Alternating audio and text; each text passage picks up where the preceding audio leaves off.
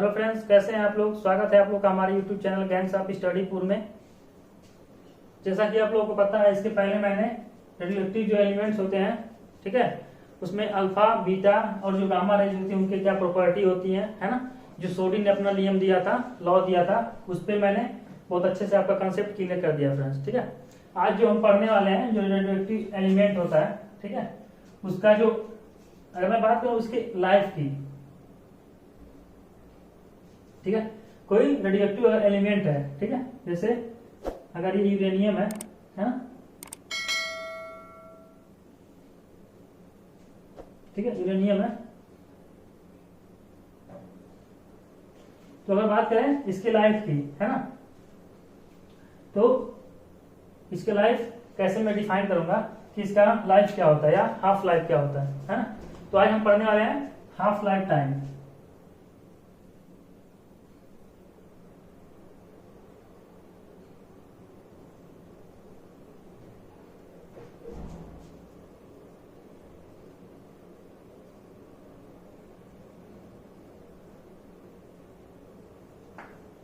ठीक है, जैसा कि आप लोगों को पता है, जो रिएक्टिव एलिमेंट होती है क्या होती हैं, कंटिन्यूअसली अल्फा बीटा और गामा रेज क्या करती हैं, उत्सर्जित करती हैं। ठीक है, तो अल्फा बीटा गामा किरण जो निकलती हैं, क्या निकलती हैं, किसी रिएक्टिव पदार्थ के नाभिक से निकलती हैं। ठीक है, ये क्या है अपना नाभिक का न्यूक्लियस है, इसमें से क्या निकलती है, alpha beta and gamma rays continuous का निकल नहीं है। ठीक है, जो नाभिक होता है न्यूट्रॉन और प्रोटॉन से मिलके बना होता है। ठीक है, और ये क्या होता है, नाभिक क्या होता है, जो न्यूट्रॉन और प्रोटॉन से मिलके बना होता है, वह किसी पदार्थ का क्या करता है, द्रव्यमान, किसी पदार्थ का क्या करता है, द्रव्यमान होता है, किसी एलिमेंट का, सॉरी अगर बात करूं मैं एलिमेंट का, तो एलिमेंट का क्या होता है, ये द्रव्यमान होता है फ्रेंड्स। ठीक है, तो लगातार जब ये किरणें उत्सर्जित हो रही है, निकल रही है, तो क्या होगा, इसके द्रव्यमान में कुछ कमी होगी, जाहिर सी बात है, इसके द्रव्यमान में क्या होगी, कमी होगी, है। ठीक है, तो कितने टाइम में ये अपने द्रव्यमान का आधा रह जाएगा। जैसे अगर मान लो कोई एलिमेंट है, कोई तत्व है, ठीक है, उसका द्रव्यमान अगर मान लिया मैंने 40 है, या मैं मान लिया 238, यूरेनियम की बात मैं कर रहा हूं। ठीक है, द्रव्यमान क्या है उसका, 238 है ना, 238, तो कितने टाइम में अपने द्रव्यमान का आधा भाग क्या हो जाएगा, विघटित हो जाएगा, अर्थात कितने टाइम बाद, कितने टाइम में होगा अपने द्रव्यमान का आधा। ठीक है, अपने द्रव्यमान का आधा, ठीक है, यानी क्या होगा 119। ठीक है, ये होगा ना इसका आधा, कितने टाइम बाद यह आधा क्या हो जाएगा, विघटित हो जाएगा, मतलब इसमें से अल्फा बीटा गामा किरण क्या होगी, उत्सर्जित होकर इसके द्रव्यमान का क्या कर रही है, डीके कर रही है, आधा हो जाएगा कितने टाइम में, उसको क्या बोलेंगे, उस एलिमेंट का अर्धायु काल। ठीक है, तो मैंने बात करूं डिफिनेशन की, जैसा कि मैंने आपको बहुत अच्छे से हमने समझा दिया कि वह समय जिसमें किसी रेडियोएक्टिव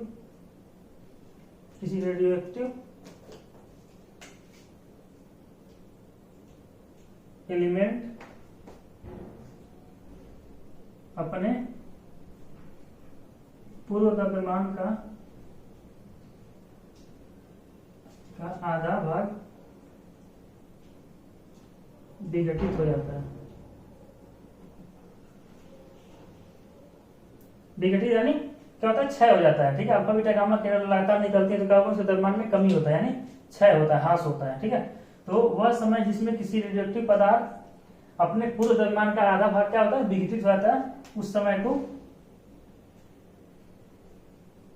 उस एलिमेंट का या उस तत्व का हाफ लाइफ टाइम कहते हैं, अर्धायु काल कहते हैं। ठीक है, अगर कोई तत्व है ना, कोई तत्व, उसकी प्रारंभिक मात्रा क्या है, अगर मैं मानूं इनिशियल में क्या है, उसका द्रव्यमान प्रारंभिक मात्रा क्या है, NO है। ठीक है, ठीक है, विघटन के बाद उसकी शेष मात्रा जो बची है, शेष मात्रा, उसको मैं अगर N से डिनोट कर रहा हूं, है। ठीक है, और जो उसका अर्धायु काल है, उसको अगर स्मॉल t हाफ से अगर मैं व्यक्त करूं, ठीक है। तो जो एक हाफ लाइफ टाइम के बाद जो उसका शेष मात्रा होगा, ठीक है, उसके प्रारंभिक मात्रा का उसमें क्या रिलेशन होगा, ठीक है। तो क्या होगा, जो शेष मात्रा होगा उसके प्रारंभिक मात्रा का कितना गुना होता है ना। अगर मैं बात करूं n की, तो n क्या होता है, अर्धायु काल की संख्या, ठीक है। n क्या होता है, शेष बचा द्रव्यमान या भाग, शेष बचा पदार्थ, शेष बचा पदार्थ की मात्रा, ठीक है, कितना बचा हुआ है, ठीक है, विघटन के बाद कितना बचा हुआ है। और ये क्या डिनोट कर, एक क्या बता रहा है, प्रारंभ में प्रारंभिक मात्रा, प्रारंभ में पदार्थ की मात्रा, ठीक है। जो यह क्या है, अर्धायु काल की संख्या, अर्धायु काल की संख्या, मतलब number of half life time periods है। तो अगर हमें किसी चीज, कोई एलिमेंट है, रिएक्टिव एलिमेंट कोई है, अगर उसमें मुझे अर्धायु काल अगर फाइंड करना है ना, उसका अगर n दिया हुआ है, n, ठीक है, इन दोनों में से कोई एक अगर दिया हुआ है और उसका अर्धायु काल अगर हमें डिफाइन करना है, ठीक है, अगर एक अर्धायु काल की बात करें तो n के यहाँ पे क्या हो जाएगा, 1 हो जाएगा, ठीक है। तो वहां से हम क्या कर सकते हैं, शेष बचा हुआ मात्रा हम क्या कर सकते हैं, फाइंड कर सकते हैं। एक अर्धायु काल के बाद अगर कोई एलिमेंट, ठीक है, कितना क्षय हुआ है हम निकाल सकते हैं, या कितना बचा हुआ है, ठीक है। तो ये क्या होता है, अर्धायु काल, ठीक है। इसमें फॉर्मूला याद रखना फ्रेंड, ठीक है। इसके बाद अगर मुझे पढ़ना है, एक होता है एवरेज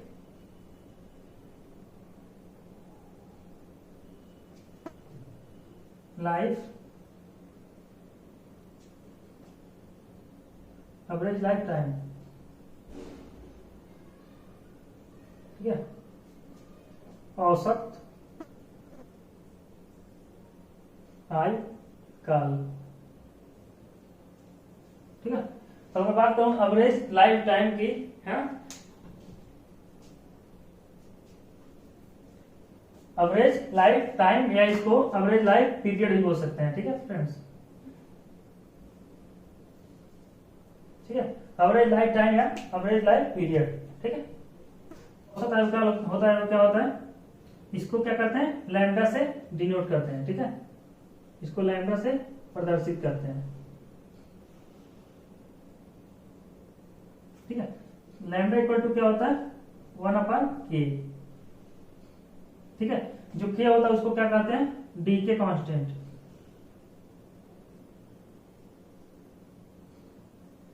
ठीक है। डी के कांस्टेंट को विघटन स्थिरांक, ठीक है, विघटन स्थिरांक। तो यहां से अगर मुझे डिफिनेशन देना हो एवरेज लाइफ पीरियड क्या होता है, तो क्या होता है, जो किसी एलिमेंट का जो एवरेज लाइफ पीरियड होता है, औसत आयुकाल होता है, उसके विघटन स्थिरांक के व्युत्क्रमानुपाती होता है, ठीक है। बात तो मैं विघटन स्थिरांक की कांस्टेंट है, तो इसकी वैल्यू क्या होगी, कांस्टेंट होगी। तो जो k की वैल्यू होती है क्या होती है, 0.693/t हाफ, है, टी हाफ का अर्धायु काल होता है। तो अगर मैं वैल्यू इसको इक्वेशन फर्स्ट में रखूं, इस वैल्यू को यहाँ पे पुट करूं तो क्या होगा, लैम्डा इक्वल टू k की वैल्यू में पुट करूं तो क्या होगा, टी हाफ ऊपर चला जाएगा ना, है ना, 0.693, ठीक है। इसको ऐसे भी लिख सकता हूं,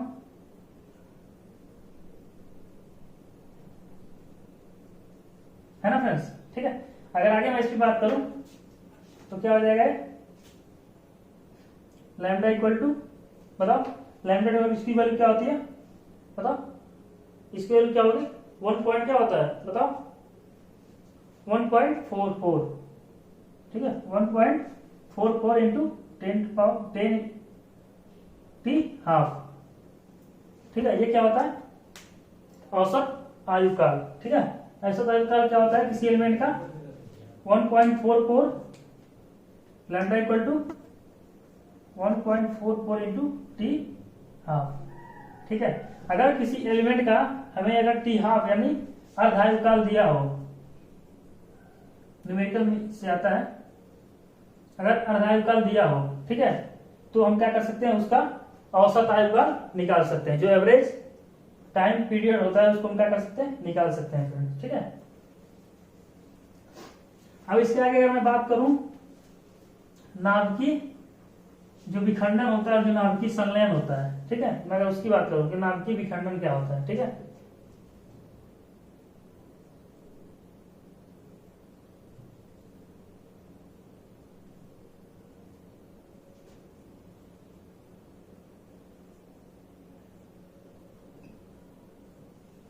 नाभिकीय विखंडन क्या होता है ना, नाभिकीय विखंडन किसे कहते हैं, तो जब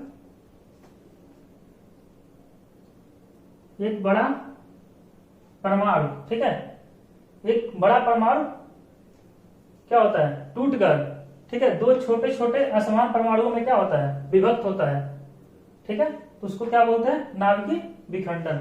जब कोई बड़ा परमाणु, ठीक है, दो छोटे परमाणुओं या दो छोटे असमान परमाणुओं में क्या होता है, विभक्त होता है, तो उसको क्या बोलते हैं, नाभिकीय विखंडन, है ना, उसको क्या बोलते हैं, नाभिकीय विखंडन,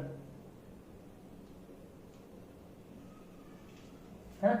जैसे कोई एक भारी नाभिक है, यहाँ पे अगर मैं किसी नाभिक की बात करता हूं, ठीक है, ये क्या है, कोई भारी नाभिक है, ठीक है, ये क्या हो रहा है, जब विखंडन हो रहा है तो टूट रहा है, विखंडन मतलब क्या होता है, सिंपल अगर मैं बात करूं तो उसको क्या बोलेंगे, टूटना, खंडन, ठीक है। तो क्या होगा, दो छोटे छोटे नाभिकों में टूटेगा, दो छोटे छोटे, ये दोनों आपस में क्या हो सकते हैं, डिफरेंट हो सकते हैं, ठीक है, छोटे छोटे नाभिकों में क्या होता है, टूट जाता है। तो यदि अब इसका डिफिनेशन पूछा जाता है तो क्या हम बताते हैं, नाभिकीय विखंडन क्या होता है, जब कोई बड़ा नाभिक या भारी नाभिक, ठीक है, दो छोटे छोटे नाभिकों में क्या होता है, टूट जाता है, तो इस क्रिया को क्या बोलते हैं, नाभिकीय विखंडन। और उसमें क्या होता है, हाई एनर्जी निकलती है, प्राप्त होती है, ठीक है, उच्च ऊर्जा हमें क्या होती है, प्राप्त होती है। तो बात करेगा इसके एग्जाम्पल की, है ना, अगर बात करूं मैं इसके एग्जाम्पल की तो क्या होता है, यूरेनियम जो होता है 92 एंड 235, आपको ये भी मैं बताया था कि जो यूरेनियम होता है वो 238 भी होता है, तो ये क्या है, एक दूसरे के समस्थानिक होता है, ठीक है। तो रेडियो एक्टिविटी में जो रेडियो एक्टिव एलिमेंट होता है उसके समस्थानिकों का यूज जो होता है क्या होता है, बहुत ज्यादा होता है, ठीक है। तो यहाँ पे मैं खैर मैं 235 पे बात कर रहा हूँ, ठीक है, रेडियो एक्टिव एलिमेंट जो यूरेनियम होता है उसका जो समस्थानिक होता है, ठीक है, यूरेनियम 92-235, उसका मैं यहाँ पे एग्जाम्पल बता रहा हूँ, ठीक है, नाभिकीय विखंडन का एग्जाम्पल, ठीक है, इंपॉर्टेंट एग्जाम्पल है ये, इसको आपको समझना पड़ेगा, ठीक है।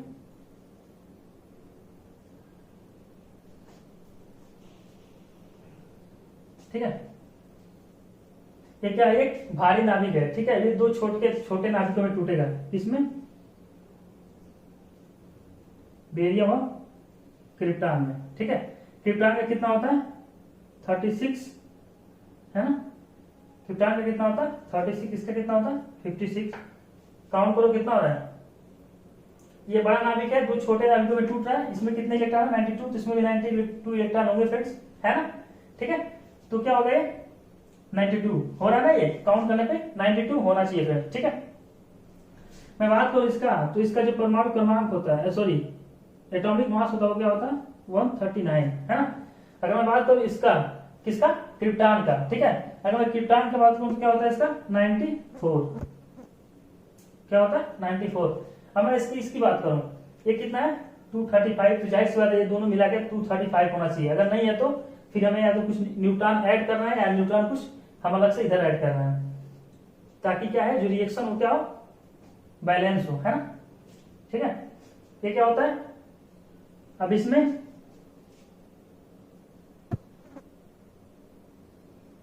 तीन क्या होता है, न्यूट्रॉन निकलता है ना, इस अभिक्रिया में क्या होता है 3 न्यूट्रॉन निकलता है और क्या होता है, एनर्जी निकलता है, हाई एनर्जी, ठीक है। तो नाभिकीय विखंडन में क्या होता है, कोई एक भारी नाभिक मिलके क्या होते हैं, दो छोटे नाभिकों में टूट जाते हैं, ठीक है, दो छोटे नाभिकों में टूट जाता है, ठीक है, और क्या होती है, उच्च ऊर्जा हमें क्या होती है, प्राप्त होती है, ठीक है। इसीलिए हमें नाभिकीय विखंडन का बहुत सारा यूज है, जैसे अगर मैं इसके यूज की बात कर रहा हूँ, ठीक है। ये दो प्रकार की होती है, जो नाभिकीय विखंडन होती है दो प्रकार की होती है, जो नाभिकीय विखंडन अभिक्रिया होती है दो प्रकार की होती है। पहला क्या होती है, अनियंत्रित अभिक्रिया, ठीक है। जो दूसरा होता है वो क्या होता है, नियंत्रित अभिक्रिया, ठीक है। क्या होता है, एक अनियंत्रित अभिक्रिया होता है, दूसरा क्या होता है, अनियंत्रित अभिक्रिया। जो नाभिकीय विखंडन होता है दो टाइप का होता है, अनियंत्रित नाभिकीय विखंडन अभिक्रिया और एक नियंत्रित नाभिकीय विखंडन अभिक्रिया। मैं बात करूं अनियंत्रित का, तो जो हाइड्रोजन जो बम होता है, जो परमाणु बम होता है, हाइड्रोजन बम, ठीक है, ये क्या होता है, अनियंत्रित अभिक्रिया में इसको हम लेते हैं, है ना। मैं बात करूं नियंत्रित अभिक्रिया में, ठीक है, जो कंट्रोल होता है, जैसे नाभिकीय रिएक्टर हो गया ना,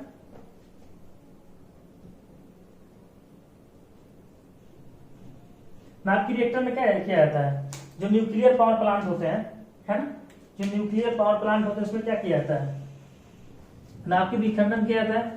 नाभिकीय विखंडन में क्या किया जाता है, नियंत्रित अभिक्रिया किया जाता है, ठीक है। इनमें क्या होता है, नियंत्रित अभिक्रिया होता है न्यूक्लियर पावर प्लांट में,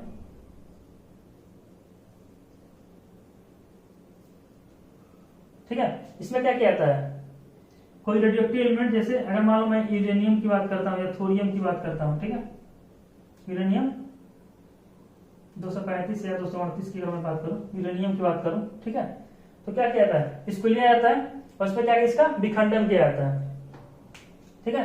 विखंडन किया जाता है, दो छोटे छोटे नाभिकों में क्या होते हैं, टूटते हैं और एनर्जी मिलती है। तो न्यूक्लियर पावर प्लांट में क्या, इस एनर्जी को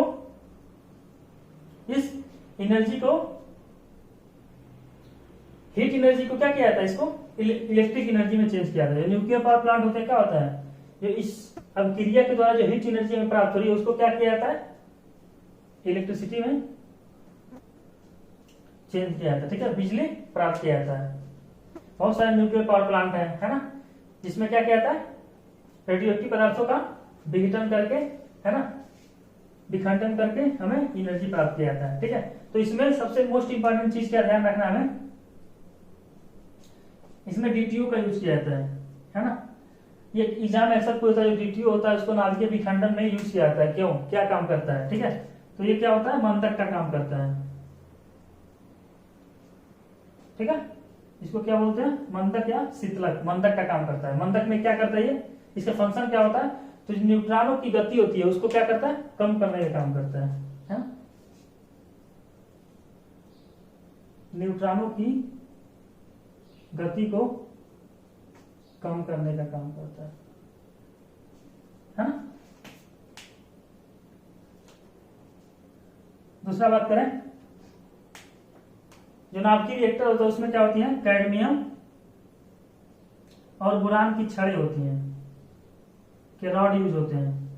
इनका यूज क्या होता है, ये भी पूछता है। जो नाभिकीय रिएक्टर होते हैं उसमें कैडमियम और हाइड्रोजन जो बम होता है उसमें भी यूज किया जाता है, कैडमियम और बोरान की छड़ें। इसका यूज क्या होता है, तो उसका यूज क्या होता है बताओ। इसका ये क्या होता है, न्यूट्रॉन को क्या करता है, अवशोषित कर लेता है ना, न्यूट्रॉन को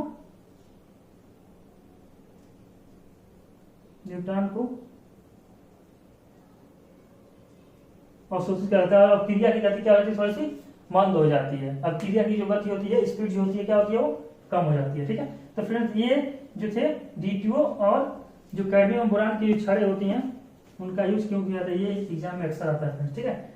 अब ये था विखंडन। अगर मैं नाभिकीय संलयन की बात करूं,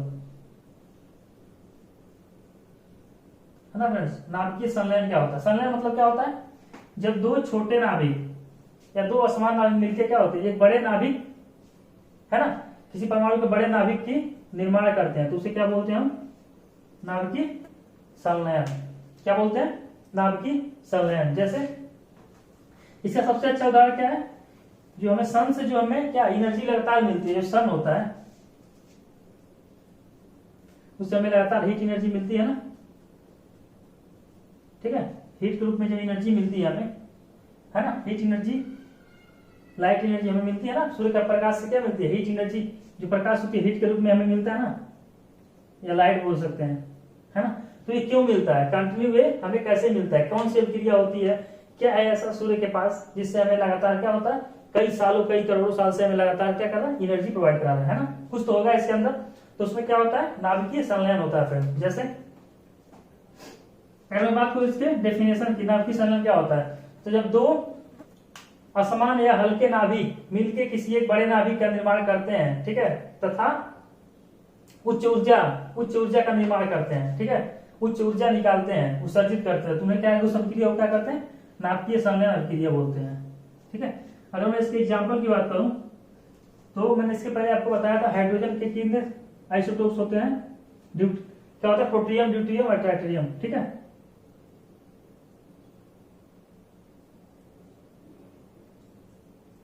ठीक है, तो मैं इसको यहाँ पे लेने वाला हूँ ड्यूटेरियम को, है ना,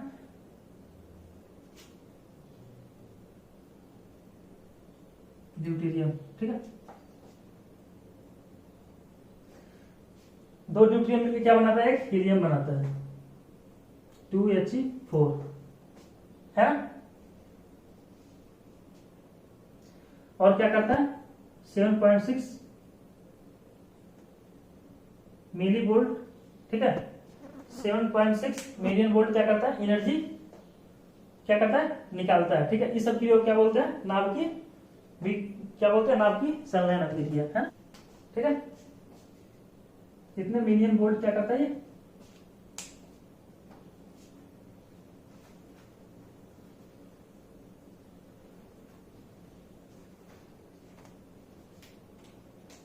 क्या है, ड्यूटेरियम। ठीक है, तो इसे क्या बोलते हैं, नाभिकीय संलयन। नाभिकीय संलयन क्या होता है, जब दो छोटे नाभिक, ठीक है, किसी तत्व के जब दो छोटे नाभिक या न्यूक्लियर मिलके किसी बड़े तत्व के न्यूक्लियर या नाभिक का निर्माण करते हैं तथा उसमें क्या होती है, उच्च ऊर्जा हमें प्राप्त होती है, उस अभिक्रिया को क्या बोलते हैं, नाभिकीय संलयन अभिक्रिया। क्योंकि इसमें क्या होता है, दो छोटे नाभिक मिलते हैं, बड़े नाभिक बनाते हैं। जो विखंडन था उसमें क्या होता है, एक बड़ा नाभिक दो छोटे छोटे नाभिकों में क्या होता, टूट रहा था। ठीक है, तो अगर इसके एग्जाम्पल की मैं बात करूं, इसका यूज क्या है, तो सूर्य का जो, सूर्य से जो हमें ऊर्जा मिली है, सूर्य के ऊर्जा में, ठीक है, नाभिकीय संलयन होता है ना, नाभिकीय संलयन होता है। हाइड्रोजन जो बम बनाया था उसमें भी नाभिकीय संलयन किया जाता है। ठीक है, इसके बाद अगर मैं बात करूं कि जो रेडियोएक्टिव एलिमेंट्स होते हैं उनका यूज कहां कहां होता है, जो रेडियोएक्टिव एलिमेंट होते हैं उसका यूज कहां होता है, तो 3-4 यूज ऐसे हैं फ्रेंड्स जो आप देख लेना, प्रीवियस ईयर के क्वेश्चन में हमेशा पूछा जाता है फ्रेंड्स। ठीक है, मैं बात करूं किस किस फील्ड में यूज किए जाते हैं। ठीक है, यूज ऑफ रेडियोएक्टिव एलिमेंट्स। ठीक है, यूज ऑफ रेडियोएक्टिव एलिमेंट्स। ठीक है, किस किस फील्ड में क्या आता है, सबसे पहले क्या है, इसकी यूज मेडिकल के फील्ड में।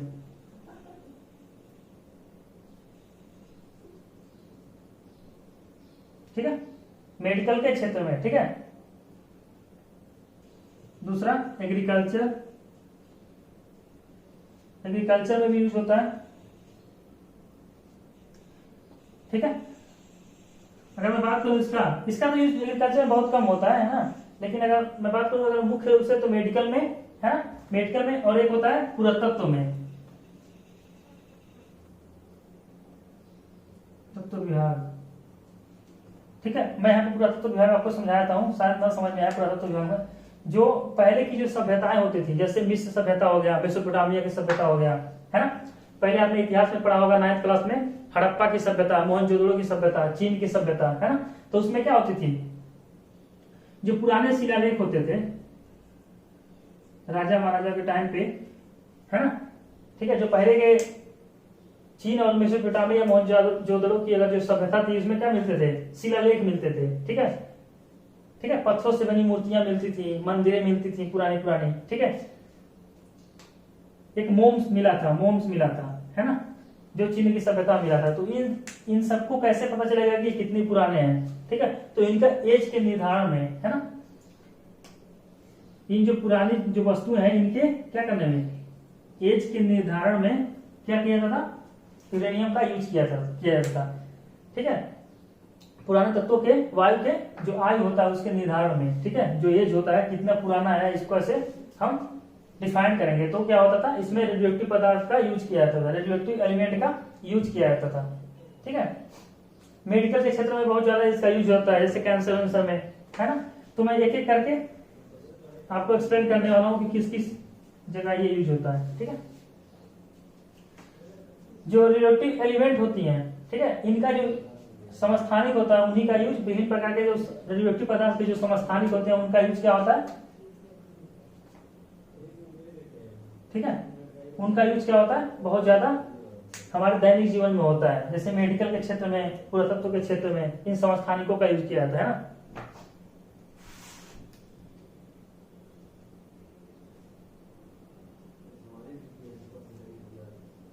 अगर मैं बात करूं फ्रेंड्स कोबाल्ट 60 का, ठीक है, मैं बात करूं कोबाल्ट 60 का,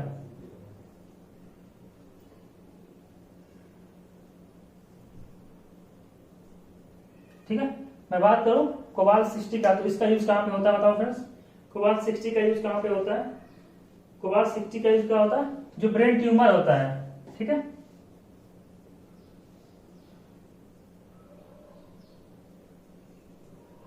या कैंसर, ठीक है, जो कोबाल्ट 60 होता है ब्रेन ट्यूमर या कैंसर के इलाज में, क्या कोबाल्ट 60 से किसी को अगर कैंसर हो जाता है ना, तो कोबाल्ट 60 से क्या करते हैं, उसकी सेकाई करते हैं, है ना। कोबाल्ट 60 से क्या करते हैं, उसकी उपचार करते हैं। ठीक है, तो ये क्या हो गया, बहुत महत्वपूर्ण क्या हो गया, इसका यूज हो गया। ठीक है, तो अगर पूछ देता है एग्जाम में कि कोबाल्ट 60 का यूज कहाँ होता है, तो क्या होता है, मेडिकल के क्षेत्र में, जो ब्रेन ट्यूमर या कैंसर के इलाज में। ठीक है, ब्रेन ट्यूमर बहुत कम लिखा होगा क्योंकि भी कैंसर का वो प्रकार है। ठीक है, यहाँ पे लिखा रहेगा कैंसर। ठीक है, तो कैंसर को सीधा क्या कर सकते हो, टिक कर सकते हो। ठीक है, मैं बात करूं कार्बन 14, कार्बन क्या होता है अपना C612 होता है। ठीक है, तो इसका क्या होता है, आइसोटोप्स होता है C614। ठीक है, इसका क्या होता है, मैं अभी बताया हूं ना कि क्या होता है, ये एक दूसरे के समस्थानिक का यूज होता है। ठीक है, तीन तत्व के समस्थानिक का। तो जो कार्बन 14 होता है, कार्बन 14, उसका यूज क्या होता है,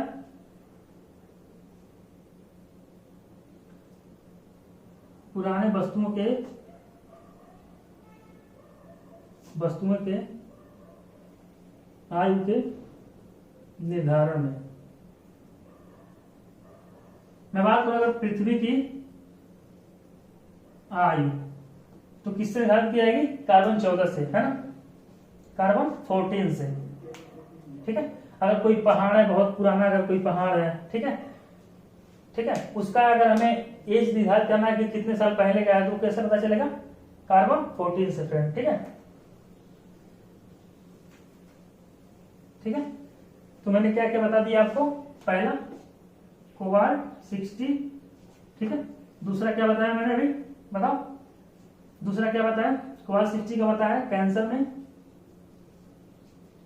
कार्बन 14 का बताया पुराने वस्तुओं के आयु के निर्धारण, जैसे पृथ्वी की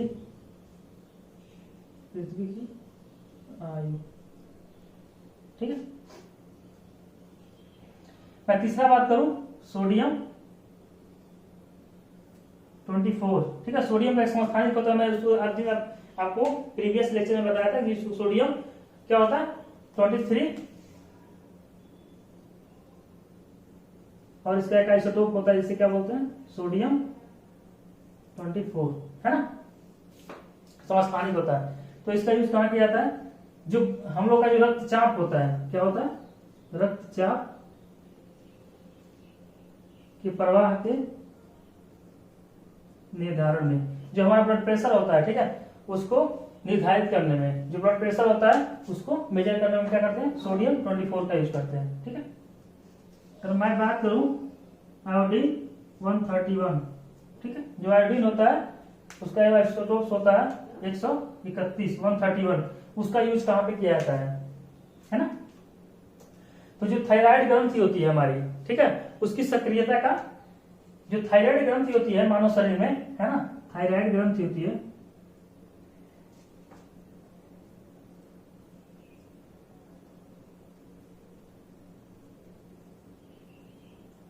सक्रियता की जांच करने में, जो थायराइड ग्रंथि होती है उसकी सक्रियता की जांच करने में यूज किया जाता है फ्रेंड्स। ठीक है, तो ये क्या हो गया, अपने इंपॉर्टेंट जो रेडियोएक्टिव एलिमेंट है उनके क्या थे, ये यूज थे। ठीक है, ये बहुत इंपॉर्टेंट है फ्रेंड्स। ठीक है, वेरी वेरी इंपॉर्टेंट है। ठीक है, ये एग्जाम में अक्सर आता है, इन चारों को तो भूलना ही नहीं है फ्रेंड्स। ठीक है ना।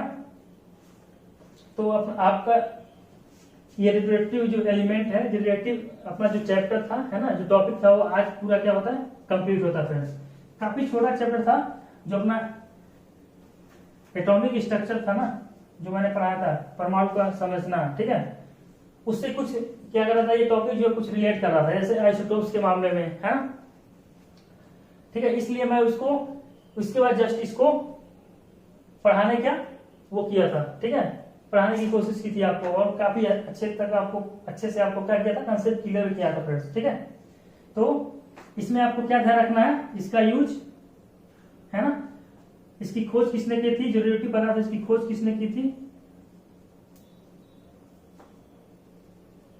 खोज तो बताया था आपने, मैंने आपको बताया था, किसने किया था, हेनरी बेकुरेल ने किया था। ठीक है, 1896 में, ये बता चुका हूं आपको। ठीक है, इसका यूनिट क्या होता है, तो क्या होता है, क्यूरी। जो मैडम पी क्यूरी थे, इनका योगदान क्या था, रेडियो एक्टिव में बहुत ज्यादा था। इन्होंने कई तत्वों की क्या की थी, रेडियो एक्टिविता की क्या की थी, प्रमाण दिया था, खोज किया था कि ये क्या है, रेडियो एक्टिव है। ठीक है, तो इनके नाम पे इनका क्या किया गया था, यूनिट रखा गया था, मात्रक। ठीक है ना, ये चीजें आपको रखना है, यूज कर रखना है। और जो नाभिकीय संलयन होता है उसका, इसका मैंने एग्जांपल बताया था, क्या, जो सूर्य की ऊर्जा होती है ना, नाभिकीय विखंडन आपको बताया था। ठीक है, जो न्यूक्लियर रिएक्टर में यूज करते हैं, कैडमियम बोरान की छड़ी, उनका यूज क्या है, डीटीओ का यूज क्या है। ठीक है ना, ये सब आपको क्या करना है, इसमें याद रखना है फ्रेंड। ठीक है, क्योंकि इस छोटे चैप्टर से कम 2 क्वेश्चन या 1 क्वेश्चन हर एग्जाम में आता है, 1 या 2 क्वेश्चन आना ही आना फ्रेंड्स। तो जितना मैं अभी बता रहा हूँ ना, इसमें से 1 क्वेश्चन आपको मिल जाएगा। ठीक है फ्रेंड्स, तो आज का लेक्चर बस यहीं तक रहेगा फ्रेंड्स। ठीक है, कल मिलते हैं नए कंसेप्ट और नए एनर्जी के साथ आप लोगों को, है ना, अच्छे से कंसेप्ट क्लियर करेंगे अगले चैप्टर में। ठीक है फ्रेंड्स, तो जाते जाते क्या करें, प्लीज लाइक, क्या करें, चैनल को क्या करें, लाइक करें, शेयर करें और सब्सक्राइब करें फ्रेंड्स। ठीक है, और साथ साथ बेल आइकन को दबा दें, ताकि जो नेक्स्ट लेक्चर है ना, आपको उसका नोटिफिकेशन आपके सेल फोन पे मिल जाए। ठीक है, फोन पे नेक्स्ट नोटिफिकेशन जो है पता चल जाए, ताकि आप अगले लेक्चर को क्या कर सकें, कंटिन्यू कर सकें फ्रेंड्स। ठीक है, तो चलते हैं, ध्यान रखिएगा अपना और अपने आसपास सफाई रखिए। Thank you friends.